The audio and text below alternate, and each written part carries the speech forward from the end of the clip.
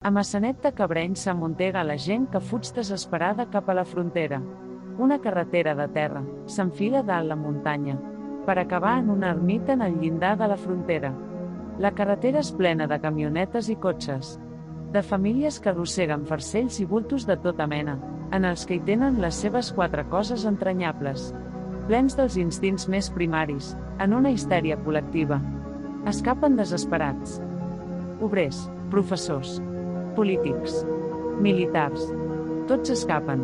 Alguns no saben de què, altres sí que ho saben.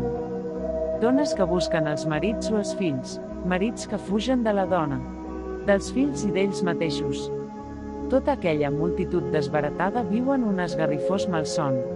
Crits i renecs, sense sentit, plenes de ràbia i d'odi o d'alegria dels que es troben de nou. Alguns tenen conyac matarrates i poden esborrar la seva realitat.